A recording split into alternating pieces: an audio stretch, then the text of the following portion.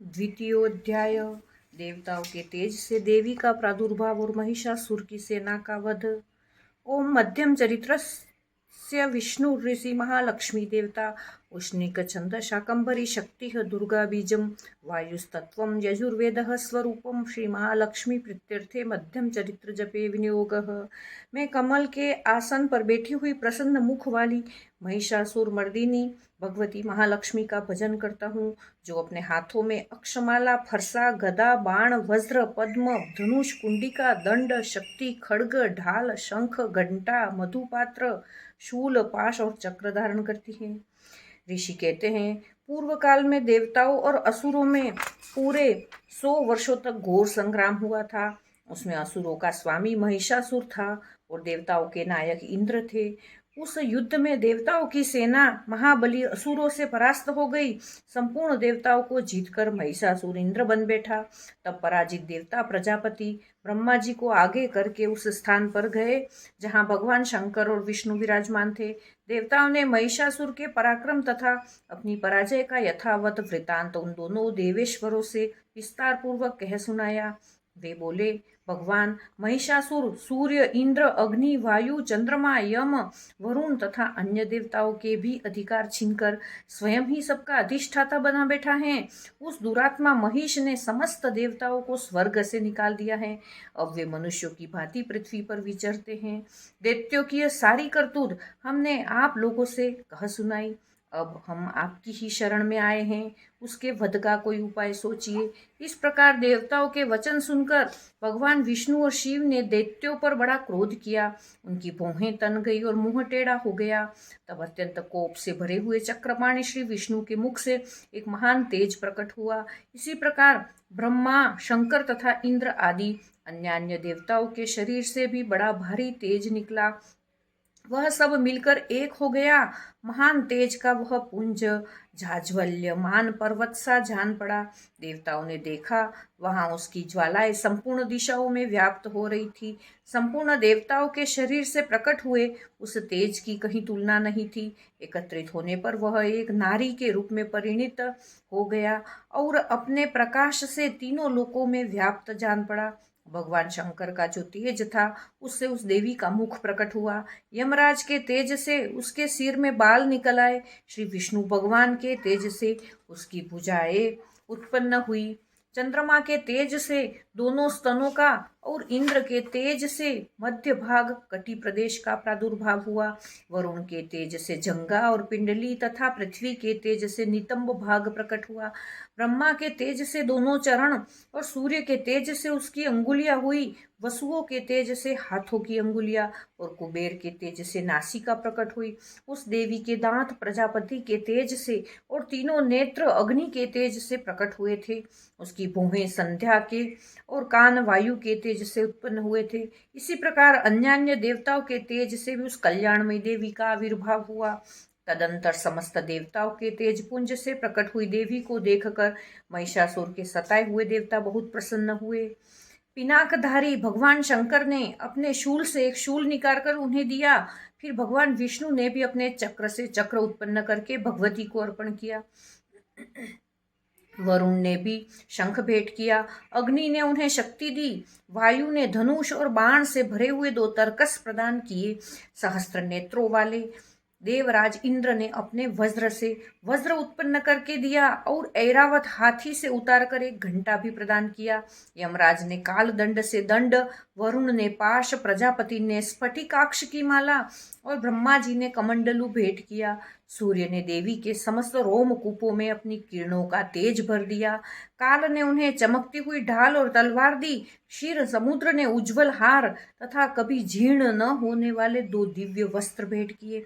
साथ ही उन्होंने दिव्य चूड़ामणि, 2 कुंडल, कड़े, उज्जवल अर्धचंद्र, सब बाहुओं के लिए केयूर, दोनों चरणों के लिए निर्मल नुपुर, गले की सुंदर हंसली और सब अंगुलियों में पहनने के लिए रत्नों की बनी अंगूठियां भी दी। विश्वकर्मा ने उन्हें अत्यंत निर्मल फरसा भेंट किया। साथ ही अनेक प्रकार के अस्त्र और अभेद्य कवच दिए। इनके सिवा मस्तक और वक्षस्थल पर धारण करने के लिए कभी न कुम्हलाने वाले कमलों की मालाएं दी। जरधी ने उन्हें सुंदर कमल का फूल भेंट किया। हिमालय ने सवारी के लिए सिंह तथा भांति भांति के रत्न समर्पित किए। धनाध्यक्ष कुबेर ने मधु से भरा पान पात्र दिया।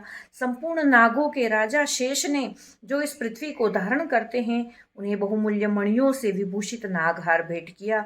इसी प्रकार अन्य देवताओं ने भी आभूषण और अस्त्र शस्त्र देकर देवी का सम्मान किया। तत्पश्चात उन्होंने बारंबार अट्टहास पूर्वक उच्च स्वर से गर्जना की। उनके भयंकर नाद से संपूर्ण आकाश गूंज उठा। देवी का वह अत्यंत उच्च स्वर से किया हुआ सिंहनाद कहीं समा न सका। आकाश उसके सामने लघु प्रतीत होने लगा। उससे बड़े जोर की प्रतिध्वनि हुई, जिससे संपूर्ण विश्व में हलचल मच गई और समुद्र कांप उठे, पृथ्वी डोलने लगी और समस्त पर्वत हिलने लगे। उस समय देवताओं ने अत्यंत प्रसन्नता के साथ सिंह वाहिनी भवानी से कहा, देवी तुम्हारी जय हो। साथ ही महर्षियों ने भक्ति भाव से विनम्र होकर उनका स्तवन किया। संपूर्ण त्रिलोकी को क्षोभग्रस्त देखकर दैत्यगण अपनी समस्त सेना को कवच आदि से सुसज्जित कर हाथों में हथियार ले सहसा उठकर खड़े हो गए। उस समय महिषासुर ने बड़े क्रोध में आकर कहा, यह क्या हो रहा है? फिर वह संपूर्ण असुरों से घिरकर उस सिंहनाद की ओर लक्ष्य करके दौड़ा और आगे पहुंचकर उसने देवी को देखा, जो अपनी प्रभा से तीनों लोकों को प्रकाशित कर रही थी। उनके चरणों के भार से पृथ्वी दबी जा रही थी। माथे के मुकुट से आकाश में रेखा सी खींच रही थी तथा वे अपने धनुष की टंकार से सातों पातालों को क्षुब्ध किए देती थी। देवी अपनी हजारों भुजाओं से संपूर्ण दिशाओं को आच्छादित करके खड़ी थी। तदंतर उनके साथ दैत्यों का युद्ध छिड़ गया। नाना प्रकार के अस्त्र शस्त्रों के प्रहार से संपूर्ण दिशाएं उद्भासित होने लगी। चिक्षुर नामक महान असुर महिषासुर का सेना नायक था। वह देवी के साथ युद्ध करने लगा। अन्य दैत्यों की चतुरंगिनी सेना साथ लेकर चामर भी लड़ने लगा।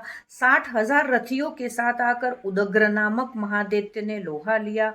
1 करोड़ रथियों को साथ लेकर महाहनु नामक दैत्य युद्ध करने लगा, जिसके रोए तलवार के समान तीखे थे।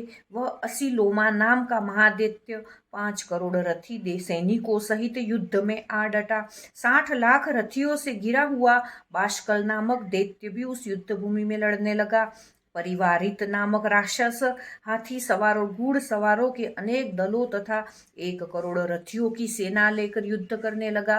बिडाल नामक दैत्य 5 अरब रथियों से घिरकर लोहा लेने लगा। इनके अतिरिक्त और भी हजारों महादैत्य रथ हाथी और घोड़ों की सेना साथ लेकर वहां देवी के साथ युद्ध करने लगे।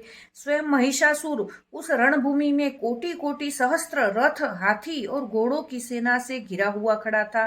वे दैत्य देवी के साथ तोमर भिंदीपाल शक्ति मूसल खड्ग परशु और पट्टिश आदि अस्त्र शस्त्रों का प्रहार करते हुए युद्ध कर रहे थे। कुछ दैत्यों ने उन पर शक्ति का प्रहार किया, कुछ लोगों ने पाश फेंके तथा कुछ दूसरे दैत्यों ने खड्ग प्रहार करके देवी को मार डालने का उद्योग किया। देवी ने भी क्रोध में भरकर खेल खेल में ही अपने अस्त्र शस्त्रों की वर्षा करके दैत्यों के वे समस्त अस्त्र शस्त्र काट डाले। उनके मुख पर परिश्रम या थकावट का रंच मात्र भी चिन्ह नहीं था। देवता और ऋषि उनकी स्तुति करते थे और वे भगवती परमेश्वरी दैत्यों के शरीरों पर अस्त्र शस्त्रों की वर्षा करती रही। देवी का वाहन सिंह भी क्रोध में भरकर गर्दन के बालों को हिलाता हुआ असुरों की सेना में इस प्रकार विचरने लगा, मानो वनों में दावानल फैल रहा हो। रणभूमि में दैत्यों के साथ युद्ध करती हुई अंबिका देवी ने जितने निश्वास छोड़े, वे सभी तत्काल सैकड़ों हजारों गणों के रूप में प्रकट हो गए और परशु भिंदीपाल खड्ग और पट्टिश आदि अस्त्रों के द्वारा असुरों का सामना करने लगे। देवी की शक्ति से बड़े हुए वे गण असुरों का नाश करते हुए नगाड़ा और शंख आदि बाजे बजाने लगे। उस संग्राम महोत्सव में कितने ही गण मृदंग बजा रहे थे। तदंतर देवी ने त्रिशूल से गदा से शक्ति की वर्षा से और खड्ग आदि से सैकड़ों महादैत्यों का संहार कर डाला। कितनों को घंटे के भयंकर नाद से मूर्छित करके मार गिराया। बहुतेरे दैत्यों को पाश से बांधकर धरती पर घसीटा। कितने ही दैत्य उनकी तीखी तलवार की मार से दो दो टुकड़े हो गए। कितने ही गदा की चोट से घायल हो धरती पर सो गए। कितने ही मूसल की मार से अत्यंत आहत होकर रक्त वमन करने लगे। कुछ दैत्य शूल से छाती फट जाने के कारण पृथ्वी पर ढेर हो गए।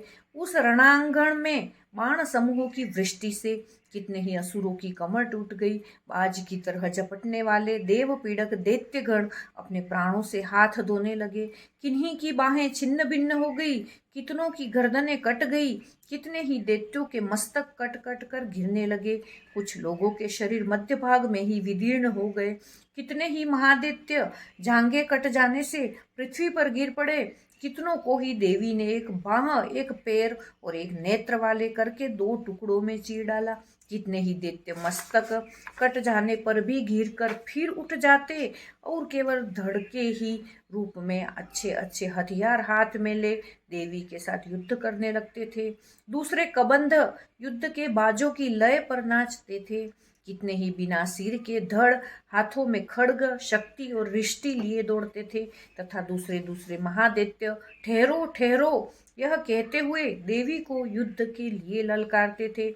जहाँ वह घोर संग्राम हुआ था वहाँ की धरती देवी के गिराए हुए रथ, हाथी, घोड़े और असुरों की लाशों से ऐसी पट गई थी कि वहाँ चलना फिरना असंभव हो गया था।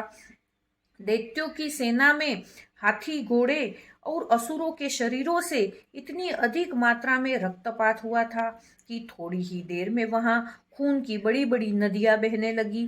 जगदम्बा ने असुरों की विशाल सेना को क्षण भर में नष्ट कर दिया। ठीक उसी तरह जैसे तृण और काठ के भारी ढेर को आग कुछ ही क्षणों में भस्म कर देती है, और वह सिंह भी गर्दन के बालों को हिला हिलाकर जोर जोर से गर्जना करता हुआ दैत्यों के शरीरों से मानो उनके प्राण चुने लेता था। वहां देवी के गणों ने भी उन महादैत्यों के साथ ऐसा युद्ध किया जिससे आकाश में खड़े हुए देवतागण उन पर बहुत संतुष्ट हुए और फूल बरसाने लगे।